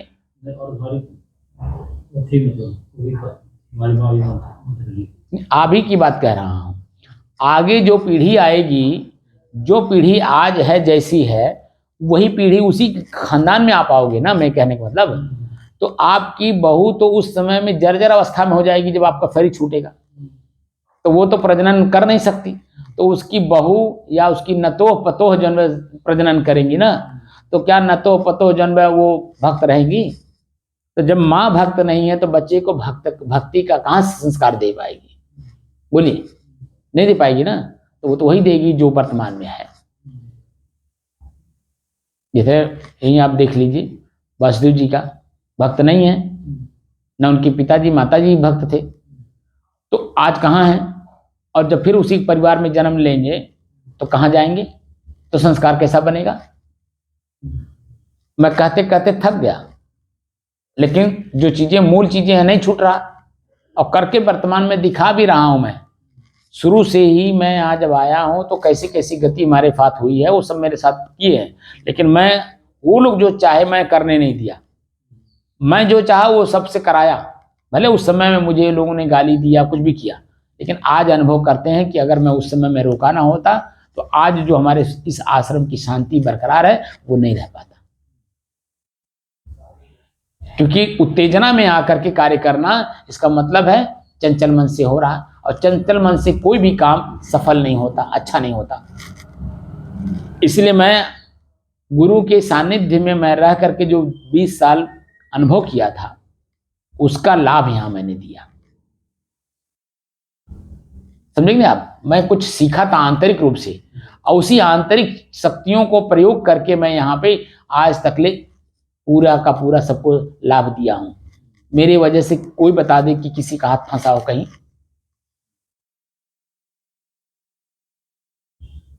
मेरे वजह से कहीं किसी का हाथ नहीं फंसा है। उनके अपने कर्म, कहीं अगर फंसा होगा तो उनके अपने कर्म के द्वारा फंसा होगा, मेरे द्वारा नहीं होगा। क्योंकि मैं स्वयं अपने आप को बचाने की कोशिश करता हूं, तो मैं आपको कैसे फंसाऊंगा? बोलिए। तो मूल रूप से जो धनतेरस है, धनतेरस का मतलब होता है कि कुल मिला करके स्वयं का ही परिचय प्राप्त करना। और जब स्वयं का परिचय प्राप्त हो जाएगा और स्वयं अपने आप को अपने जैसा बना लेंगे तो दूसरे के साथ वैसे व्यवहार करेंगे जो आप चाहते हैं, क्योंकि मेरा ही दिया हुआ चीज वो मुझे वापस करेगा। बात को समझे कि नहीं? तो इसलिए जो धनतेरस बना था कि सामान को खरीदिए, कुछ भी खरीदिए, चम्मच ही खरीदिए, ताकि जो है उत्साह हो, उमंग हो, 4 आदमी के बीच में आप कह सको कि धनतेरस। क्योंकि जब आप 4 लोगों के बीच में बैठेंगे तो 4 आदमी अपने अपनी बात करेगा। कोई कहेगा मैं 4 पहिया खरीदा, कोई कहा मैं 18 पहिया खरीदा, कोई कहा कि मैं 6 पहिया खरीदा, कोई कहा मैं 10 टायरा खरीदा, तो कोई कहा कि बाबू आज तो हम गए थे मार्केट, बड़का भदेला खरीद के लाए हैं ताकि 10 आदमी का भोजन बन सके। उसी में कोई आदमी कहता है बाबू गई रहने हैं हमारे घर छोटवार बर्तन ना ही रहा है, सब कुछ जो डालतन बड़े बड़े रहा तो छोटवार बर्तन खरीद के लाए हैं। तो आप क्या कहोगे? क्योंकि आपने कुछ खरीदा ही नहीं, गए ही नहीं। तो उस जिस उमंग में चर्चा हो रही है, उस उमंग में, उस प्रकरण में आप क्या बोलेंगे? तो उस समय में मन दबता है कि नहीं दबता है? कि देखो हम समय था, पैसा था, लेकिन हम नहीं गए। आज जो चर्चा हो रही है, अगर मैं खरीदा होता तो मैं भी बोलता। तो वृत्तियां दबती हैं ना, और जो बोल रहे हैं देखिए उनकी वृत्तियां वो कर करके बोल रही हैं। अभी इसी दीपावली में उसको क्या बोलते हैं, अमावस, इसी में देखिए अच्छे लोगों को मिठाई खिलाएंगे, दीपक देंगे, पुरस्कार देंगे, अच्छे लोग। हर साल जब देखा जाता है, पेपर में निकलता है, कोई एक सेठ के बारे में निकलता है कि अपने ही वर्करों को, किसी को घर दिए, किसी को कोई गाड़ी दिया, कोई किसी को सोने का चैन दिया, कोई जो है हीरा का अंगूठी दिया। इस तरह से निकलता है, जो कि हजारों की तादाद में उनके कर्मचारी हैं और सबको मिला है। निकलता है। एक वो सुगी जी कि पेपर वाले को वो नहीं अपने बोलता है, पेपर वाले लिख करके मीडिया वाले, इलेक्ट्रॉनिक मीडिया वाले प्रचारित करते हैं कि फला सेठ, जो कि वो नहीं देता है, वो अपना प्रचार नहीं करता, वह अपने वर्करों का हित सोचता है, अपने जैसा सोचता है। भाई उन्हीं के द्वारा तो मैं धनवान हूं, अगर वो काम ना करें तो मैं कैसे धनवान बनूंगा? मेरा काम तो वही लोग कर रहे हैं ना, तो उनका जो शेयर है मेरे जैसा होना चाहिए। जिस घर में मैं रहता हूँ, जिस गाड़ी से मैं चलता हूँ, उसी घर में उसी गाड़ी से उन लोगों को भी चलना चाहिए। भाई उन्हीं के द्वारा तो कहो मिला, उत्तम बात है। अब वहीं जो है दूसरे कंपनियों में आप देख लीजिए, कोई कंबल बांटता है, कोई कपड़ा देता है, कोई मिठाई देता है, और कोई ऐसे नकिष्ट होते हैं कि मिठाइयों नहीं खिलाते हैं, यहाँ तक कि छुट्टियों नहीं करते हैं। उनके वर्करों से पूछिए दिल की बात, और जिन लोगों ने कुछ किया उनके वर्करों के दिल से बात पूछिए, तो क्या क्या निकलता है। तो जो कर्म किया जाता है, यही कर्म आपको नीचे भी ले जाता है, और यही कर्म जब आपको समाज में ऊंचे पद पर भी बैठाता है। तो अपनी वृत्तियां तो नुकसान करिए बाहर का हानि, भीतर की मजबूती। अगर भीतर मजबूत करना चाहते हैं तो बाहर का हानि करिए, और अगर बाहर आप लाभ प्राप्त करना चाहते हैं तो भीतर कमजोर होंगे। मैंने कई उदाहरण आपको दे दिए, शरीर का भी आपने उदाहरण दे दिया, धन का भी दे दिया, हर चीज का दे दिया नहीं दिया। व्यक्ति का व्यक्तित्व चमकता है, न कि धन चमकता है। धन से इस समय में तो करोड़पति तो हम जानते हैं लाखों की तादाद में है, लेकिन उनके अपने परिवार के लोग ही उनसे संतुष्ट नहीं है, तो बाहर का किससे संतुष्ट होगा? पत्नी कहीं और जा रही, बेटा कहीं और जा रहा, बेटी कहीं और जा रही, अपने कहीं और जा रहे हैं। कहां सामंजस्य है, कहां आपस में प्रेम है? कुछ दिख रहा है? खाली पैसा दिख रहा है। तो पैसे से आप कमजोर होते हैं कि नहीं होते हैं? भाई 4 आदमी हैं, चारों का पैसा एक जगह है, तभी तो 1 रुपया दिख रहा है। और चारों का 4 आना ले लिए तो आप खाली हो गए कि नहीं हो गए? उन्हीं लोगों का पैसा आपके पास था, उन लोगों ने ले लिया, आप खाली हो गए। दीजिए लेकिन अपने में बांध करके। तो कैसे? प्रेम से, उत्साह से, उमंग से, पूछ करके, जान करके, समझ करके उनके ऊपर खर्चा करिए। देखिए वो आपके साथ बंधे रहेंगे। लेकिन आप हैं चंचल मन से, तो चंचल मन का काम, चंचल मन का अधम काम, कहें कबीर भजुराम नाम। तो चंचल मन से अधम काम होता है, उत्तम वृत्ति नहीं बन पाती है। इसीलिए सबसे पहले 40 साल की अवस्था जैसे हो, मनुष्य को सबसे पहले तो अपने इंद्रियों पे कंट्रोल कर लेना चाहिए। जो शिश्नेंद्रिय है उस पर कंट्रोल कर लेना चाहिए, क्योंकि 40 साल के बाद आवाज जब भी आप संभोग करेंगे, आपका शरीर कमजोर होगा, मन कमजोर होगा, इंद्रियां कमजोर होंगी। तो आपका जो शरीर शेष बचा है 2, 4, 10 साल, 20 साल का, तो यही आपके अपने लिए ही कांटा हो जाएगा। आज मैं इस बात का जिक्र इसलिए कर रहा हूं कि मेरी इस वीडियो को कोई भी सुने तो 40 साल के बाद कम से कम अपने आप को कंट्रोल कर ले, क्योंकि आंख उसी वीर जैसे शक्तिमान है। मैंने बहुतों को देखा है कि अंतिम अवस्था तक उनके आंख जो है, उनकी कभी रोशनी नहीं गई, उनको ऑपरेशन नहीं कराना पड़ा, उनको मोतियाबिंद में नहीं हुआ। ऐसे से भी लोग हैं, क्योंकि उन्होंने घर गृहस्थी में रहते हुए भी संयमित जीवन जी करके उन्होंने अपने आप का अनुभव किया, और आंख की रोशनी जो कि त्यों बरकरार थी। कई लोगों को मैंने देखा कि शरीर में रहते रहते ही जब उनकी अंतिम अवस्था तक सुनने की क्षमता कम नहीं हुई। दूर भी कोई कितना भी धीरे से बोले वो सुन लेते हैं, इतना तेज उनका कान होता है। तो क्यों होता है? वीर्य शक्ति से। शरीर में मैंने देखा भी, देखिए वो महात्मा थे, वो भी परिवार वाले थे, अभी 15 साल पहले छोड़े हैं, 70 साल की उनकी अवस्था है। तो 70 साल में 15 साल पहले अगर छोड़े हैं तो इसका मतलब 55 साल पहले छोड़े हैं। तो 55 साल तक तो शरीर परिवार में ही थे। तो महात्मा जी आए थे गुजरात वाले, तो 55 साल तक तो परिवार में ही थे। तो परिवार में भाई आप देखिए, वर्तमान में 70 साल की अवस्था में वो 16 साल के बच्चे की तरह दौड़ रहे थे। 16-18 साल की अवस्था में जो बच्चे की क्षमता होती दौड़ने की, करने की, उस तरह से कर रहे थे। और स्टेमिना भी उनकी देखी थी, जो मैं बोलता था तुरंत पकड़ लेते थे, वो मूढ़ नहीं थे और अपनी शक्ति का प्रयोग उन्होंने किया।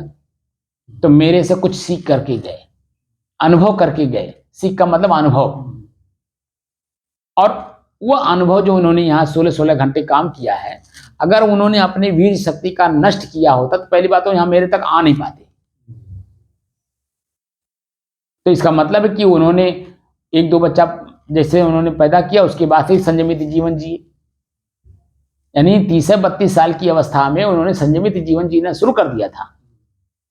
और संयमित जीवन रहने के कारण उनकी वीर शक्ति इतनी मजबूत थी कि हर बात को समझ रहे हैं, शरीर से चल भी रहे हैं, कान से सुन भी रहे हैं, आंख से देख भी रहे हैं, 70 साल की अवस्था में। कहने का मतलब है कि जो हमारी मूल धरोहर है वो 3 चीज है, स्थूल शरीर, सूक्ष्म शरीर और कारण शरीर। इन्हीं को हमें मजबूत करना है। और जितना ही ये मजबूत होगा आप उतना ही अपने मोक्ष की तरफ बढ़ेंगे। स्थूल शरीर मजबूत रहेगा तो सूक्ष्म शरीर से मजबूत होगा, सूक्ष्म शरीर मजबूत होगा तो कारण शरीर से मजबूत होगा। कारण शरीर का मतलब मैं कौन हूं का परिचय अगर प्राप्त है, ये आंख मेरा, ये कान मेरा, ये नाक मेरा, मेरा हाथ मेरा, पैर मेरा, और ये सब के मालिक मैं हूं। इनकी कमजोरी अगर दूर होगी तो मेरे द्वारा दूर होगी। दूर और कैसे दूर होगी? इस धन से ये दूर होगा। आंख की रोशनी अगर नहीं जाएगी, मोतियाबिंद नहीं होगा, उसका कारण ही मैं हूं। अगर मोतियाबिंद हो रही है, आंख की रोशनी जा रही है, उसका कारण भी मैं ही हूं। तो कारण, किसी कार्य का कारण जब ढूंढ लिया जाता है, हमारी भारतीय संस्कृति में यही है, कार्य को वर्तमान में नहीं देखा जाता है। एक कार्य वर्तमान में जो हो रहा है किस कारण से हो रहा है, कमी कहाँ रह गई, उस कमी को दूर किया जाता है तो आज का कारण कल तक निवारण हो जाता है। लेकिन जब कारण नहीं ढूंढा जाएगा और कार्य को देखा जाएगा, जैसे एलोपैथ में क्या है, तत्काल में दवा दे करके आपको ठीक करते हैं। और तत्काल दवा दे करके ठीक करने का मतलब एक जगह फायदा तो 10 जगह नुकसान। लेकिन हमारा आयुर्वेद तत्काल फायदा नहीं करता है, लेकिन जब वो आप दवा खाना शुरू करते हैं तो एक रोग तो ठीक होता ही होता है, अन्य जो 10 रोग उत्पन्न हो रहे थे वो भी ठीक हो जाते हैं उससे। तो हमारे यहाँ कारण ढूंढा जाता है। तो हमारी जो संस्कृति है, हमारी जो शक्ति है, हमारी जो धन है, ज्ञान है, वो ज्ञान है आपका आंतरिक शक्ति मजबूत करना, स्वयं की शक्ति मजबूत करना। इसलिए बाहर का नुकसान नहीं है, लेकिन भीतर की शक्ति का नुकसान बहुत बड़ा नुकसान है, भयभीत हो जाना। क्योंकि वो समय दोबारा नहीं मिलेगा, वो व्यक्ति दोबारा बात नहीं कहेगा। एक बार जैसे आप ही हैं, किसी को एक बात कह करके देख लिए, अगर वो किया तो दोबारा आप उससे बात करेंगे, अगर वो दोबारा नहीं किया तो आपसे बात नहीं करेंगे। ये तो आप वो शक्ति का प्रयोग आप भी तो करते हो, तो जो आप करते हो तो क्या दूसरा नहीं करेगा आपके साथ? मैं आपके साथ कर रहा हूं तो क्या मेरे पीछे जो बैठा हुआ व्यक्ति वो नहीं कहता है मेरे से ऊपर जितने भी ज्ञानी लोग हैं मेरे साथ भी करते हैं। कोई बात कह करके देखते हैं, अगर मैं उनके लिए खरा उतरता हूं तो दोबारा हमको याद करते हैं, अगर मैं खरा नहीं उतरता तो हमको क्यों याद करेंगे। इस समय में हमारे संत समाज में एक संत हैं जो संतों के सिर मुकुट हैं, वो देखिए समाज में कहीं प्रदर्शन में नहीं है। गुरु शरणानंद जी कहीं प्रचार प्रसार में नहीं, उनके पास मोबाइल भी नहीं रहता है। उनके अपने शिष्य लोग हैं जो कुछ बात करना होता है, कहीं होता तो अपना कुछ करा देता तो करा देता, वो बात नहीं करते हैं। वो अपने ही एकदम संत के में रहते हैं, विद्वान भी हैं, आचरण संपन्न हैं, और उनके साथ हमारे जैसे कितने संत हैं, लेकिन फिर भी जो मुझे कभी कभी याद कर लेते हैं। वो नहीं याद करते, मैं ही याद कर ले, जैसे कि याद करता हूं तैसे तुरंत प्रसन्न चित्त, आनंद चित्त, उत्साह से, उमंग से हमसे बात करते हैं। क्योंकि मुझे उनसे कुछ लेना है। वो हमको नहीं याद करेंगे, लेकिन हमको याद करना है, क्योंकि हमें उनसे कुछ लेना है। इसलिए एक शब्द भी उनके कान में हमारे पड़ जाता है तो मेरा बैटरी चार्ज हो जाता है। यहीं हमारे सीनियर लोग भी हैं, बहुत सारे हमारे सीनियर लोग हैं, उनसे हमारी बैटरी चार्ज नहीं होती है तो हम बात नहीं करते, उनको खुद को बात करना पड़ता है मुझसे। और जैसे वो लोग बात करते हैं मैं उनकी बैटरी चार्ज कर देता हूँ, लेकिन मुझे भी अपनी बैटरी चार्ज करना होता है क्योंकि खर्च होता है। तो मैं किससे करूं? तो मैं आचरण संपन्न संतों को जानता हूं, उनसे अपनी बैटरी चार्ज कर लेता हूं। तो इसीलिए मैं आप लोगों को भी चाहता हूं कि आपकी बैटरी जो खाली हो गई, बिल्कुल ही खाली हो गई है, उसको थोड़ा चार्ज करने का प्रयास करो। चार्ज करोगे तो कुछ कुछ मिलेगा, वो आगे काम करेगा। नहीं चार्ज करोगे तो बैटरी तो डाउन हुई है। जब आज ही अंधेरा है तो कल कहां से उजाला होगा? बोलिए। तो इसलिए बैटरी चार्ज करिए कर्म का, अपने ही मन की गति को पकड़िए। अपने ही मन, पहले रुपया भी खर्चा करने के लिए मैं कहा ना, आपको रोक दिया कि नहीं? आपका मन आपसे अपने ही काम करा दिया, और अपने ही काम करा करके आपको जहां थे उससे भी नीचे कर दिया। समझेंगे आप? तो इसलिए जो बाहरी धन है उसका नुकसान करिए, भीतरी धन को मजबूत करिए। अगर बाहर का धन मजबूत करेंगे तो भीतर का धन, जो कि आपके साथ रहने वाला है, 24 घंटा साथ रहने वाला है। बाहरी धन तो आपके साथ आज है कल नहीं है, लेकिन भीतरी धन तो 24 घंटा है। आप अकेले में रहेंगे या हजारों की भीड़ में रहेंगे या लाखों की भीड़ में रहेंगे, वह आपकी अपनी ही शक्ति वहां काम करती है। आप हजारों के भीड़ में रहिए तो आपके पास, जैसे लंका वाला है, लंका का राष्ट्रपति, अब देखिए जब पूरी जनता इकट्ठा हो गई तो उनको भाग करके दूसरे देश में शरण लेना पड़ा, और उनकी जो समाज का धन लेकर के अपने सुख सुविधा के लिए उन्होंने जो महल बनाए थे, कार बनाए थे, सब पर जाकर के जनता कब्जा कर ली। मीडिया वाले दिखाए, उनके बिस्तर पे लोग जाकर के आम आदमी जाके सोया। उधर ईरान में भी यही हाल हुआ, एक आम पब्लिक जाकर के जन्म राष्ट्रपति भवन में जाकर के सोया। बोलिए, तो बाहरी धन कितना धनवान आप बनेंगे? बाहर का धन तो दूसरे का है, दूसरा अपना ले लिया, बात खत्म हो गया, आप कमजोर हो गए। लेकिन आपकी अपनी आंतरिक शक्ति मजबूत है। भारत के राष्ट्रपति को देख लीजिए, भारत के प्रधानमंत्री को देख लीजिए, पश्चिमी देशों को देख लीजिए। पश्चिमी देश इस समय में आग लग गई है, लोग लड़ रहे हैं आपस में बाहरी धन को देख करके, और क्या करेंगे? एक दूसरे को नष्ट करेंगे। हम आपको गाली देंगे तो आप हमको गाली देंगे, हम आपको मारेंगे तो आप हमको मारेंगे, यही हो रहा वहां। लेकिन भारत सरकार अपने आप में स्थिर है, शांत है, तटस्थ है। इसीलिए जब मैं अपने लोगों का हित चाहता है, क्योंकि स्वयं का हित चाहता है, स्वयं का हित जो चाहेगा वही दूसरे का हित भी कर पाएगा, और जो अपने हित नहीं कर पाया तो दूसरे का क्या करेगा? इसीलिए देखिए भारत सरकार कितना मजबूत है, कहीं कोई चीज जरूरत पड़ती है पहले पहुंचता है। समझे नहीं आप?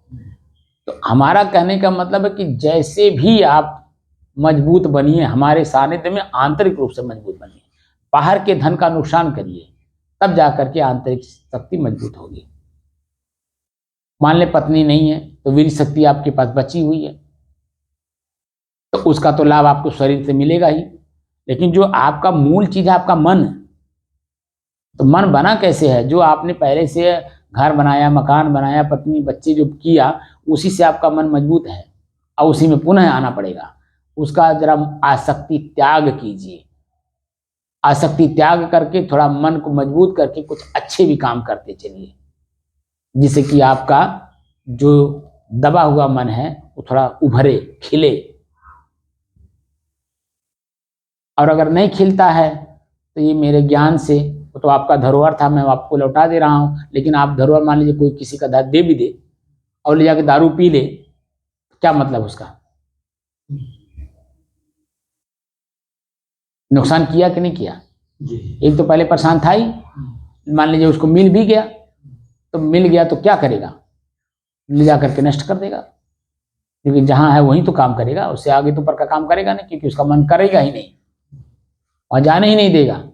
तो मैं जबरदस्ती भी करवा रहा हूं तो कर डालिए, और करके जरा मन को प्रसन्नचित करिए, आनंदित करिए, ताकि मन दबे ना। बात समझे कि नहीं आप?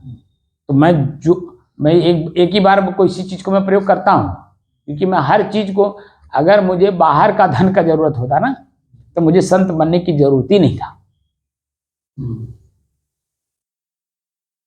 साधु जीवन में आने की जरूरत ही नहीं था, उतना तो मेरे पास क्षमता था, मैं कर लेता।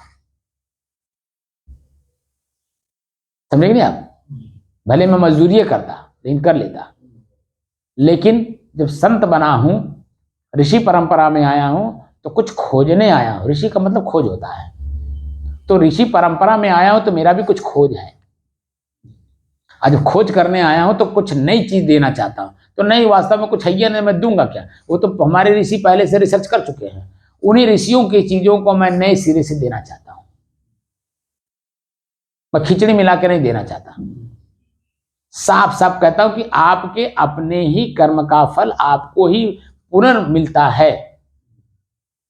तब पुनः जब मिलता है तो हम क्यों ना अच्छा काम करके अपनी चीजों को दोबारा लें। मन चित्त प्रसन्न है, आज मेरे पास पैसा है तो मन चित्त प्रसन्न है, तो लोगों को खिला करके चित्त और मजबूत कर लें। उसी पैसे से देखिए 3 चीजें खरीदी जाती हैं, ठीक है? 4 चीजें, दारू, मांस नहीं, दारू, जूस, पानी और दूध, 4 चीज है ना। उत्तम विचार का व्यक्ति जो उत्तम है वो क्या खरीदेगा? दूध, जिससे कि सारे शक्तियों में जिस चीज में सारी शक्तियां निहित हैं वो है दूध। दूसरा है जूस, तो जिस चीज का जूस पिएंगे वही तुम्हारे शरीर को खाली मिलेगा। तीसरा है पानी और चौथा है दारू। दारू तो खुद ही अपना सड़ा हुआ चीज है, तो सड़े हुए चीज में आप जो कुछ भी मिलाएंगे तो अपने में सड़ाएगा कि नहीं सड़ाएगा? बोलिए। दारू पीने वाले का फेफड़ा, किडनी, अंदर की सारी शक्तियां जो हमारे मशीन की है सब क्षरण हो जाती हैं, नष्ट। यूरिया से बनाते हैं सब, देसी वाला यूरिया से बनाते हैं। वो हम नहीं कह रहे हैं, दारू चाहे वो देसी हो चाहे अंग्रेजी, हमें नहीं कह रहे हैं। दारू तो दारू है ना। तो 4 चीजों में एक चीज खरीदे तो आपने क्या खरीदा? दूध पिएंगे तो पूरे शरीर को हिष्ट पुष्ट करता, मजबूत करता है, वीर शक्ति बढ़ाता है, तो उमंग उत्साह दिखाता है। दूसरा है जूस, तो जिस चीज का जूस पिएंगे उसी चीज का तो ताकत आपको बनेगा। मौसमी है, संतरा है, अनार है, कितने जूस हैं, अनेकों प्रकार के जूस हैं। गाजर है, जिस किसी भी चीज का आप जूस निकाल करके पीजिए उसी शक्ति को तो खाली देगा। लेकिन दूध तो सभी शक्तियों को देता है ना एक साथ, हमारे कहने का मतलब है। तो आपके शरीर को मजबूत करता है कि नहीं? जितने संत हैं, ब्राह्मण हैं, विद्वान हैं, आप देखेंगे हमेशा दूध पीते हैं। जूस तो कभी कभी पीते हैं, लेकिन दूध हमेशा पीते हैं। चाय कभी नहीं पिएंगे, दिन में भी अगर पीना होगा तो 1 कप दूध पिएंगे, उसमें हल्का सा हल्दी डलवा देंगे। तो हल्दी डलवा देते हैं इसीलिए कि ताकि जो दिन में पेट में गैस ना बनने पाए। लेकिन रात में सोते समय तो प्रतिदिन 1 गिलास दूध पीते हैं। एक उत्तम लोगों की बात कर रहा हूं। जूस तो दिन में कभी कभी पिया जाता है, रात में कहाँ पिया जाता है? लेकिन दूध तो रात में पिया जाता है, दूध दिन में पिया जाता है। और पानी, तो पानी तो हर समय पिया जाता है। पानी नहीं पिएंगे तो भोजन नहीं पचेगा, प्यास लगा रहेगा, तमाम तरह की चीज कष्टदायक होंगी। लेकिन दारू जैसे आप मुंह में डालते हैं, देखिए उसमें तेजाब टाइप का होता है, ऐसा मुंह भी सीख जाता है। तो जब आपके मांस पे दारू जैसे पड़ता है तैसे देखिए आपकी सामान्य मांसपेशियों को एकदम खलबली मचा देता है, दर्द और पीड़ा देने लगता है। और आप उसको गटर गटर अंदर डाल रहे हैं, तो बताइए मांसपेशियां हैं सब जलेंगी कि नहीं जलेंगी? क्योंकि तेजाब है उसमें।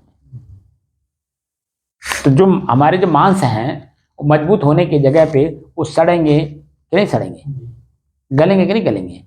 तो आपका जो शरीर है एक तो वैसे पीड़ा का कारण है, शरीर ही तो पीड़ा का कारण है। तो शरीर पीड़ा के कारण को जब निवारण करना है तो उत्तम चीज दे करके निवारण करिए। यही स्थूल शरीर हमेशा ऐसे बरकरार नहीं रहेगा, धीरे धीरे क्षरण होता जाएगा, और क्षरण होते जाएगा तो जो वो नुकसान करेगा। तो आज क्यों ना हम आगे के लिए मजबूत करें। शरीर की जो गति होगी होगी, हम अपने अंदर में अपने आप को मजबूत करें।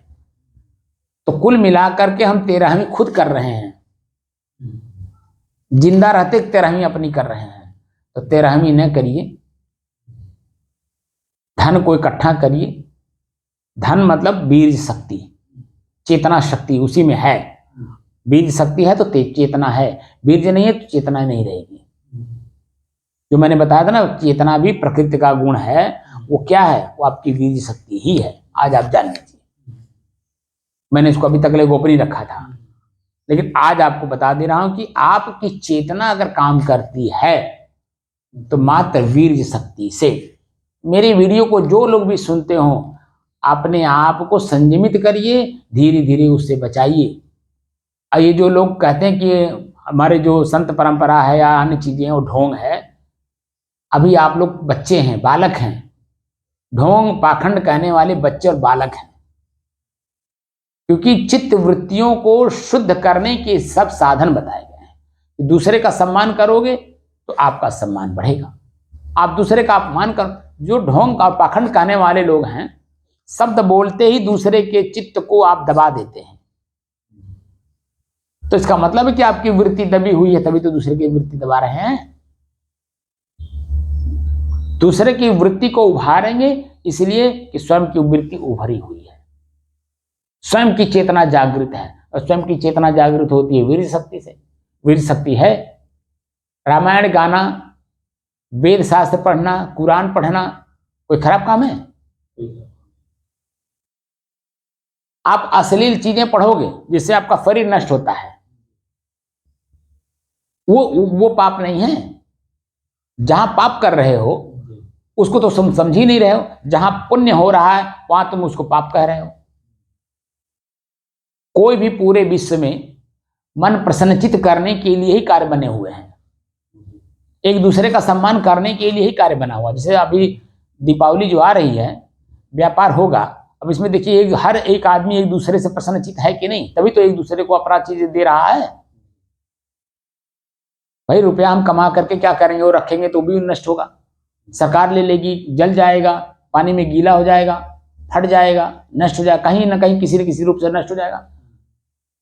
लेकिन अगर उसी को हमने खर्च कर दिया तो दूसरे को अपनी इच्छा पूरी हो गई, हमारी अपनी भी इच्छा उसी से पूरी हो गई। भाई हमारे पास बर्तन नहीं था, हम दूसरे का सम्मान किए, उसके एवज में हमने पैसा दिया, पैसे से हमने खरीदा, तो हमको कोई चोर कहेगा, कोई बेईमान कहेगा, कोई ठग कहेगा, कोई डकैत कहेगा? क्योंकि हम पैसा दे करके लिए।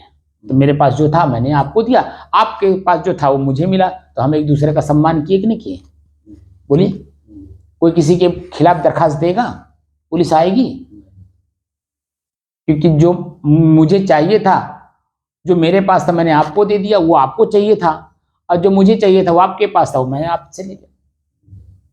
तो कुल मिलाकर के चेतना में रहने की शक्ति जो है आपकी वीर शक्ति है। इस धनतेरस में मैं आप सभी लोगों से अनुरोध करता हूं, एक दूसरे का सम्मान आप तभी कर पाएंगे जब आपका शरीर हृष्ट पुष्ट और ताकतवर होगा। अब वो आपका शरीर हृष्ट पुष्ट और ताकतवर होता है आपके अपने ही किए हुए भोजन का जो सार तत्व है वह है वीर्य शक्ति।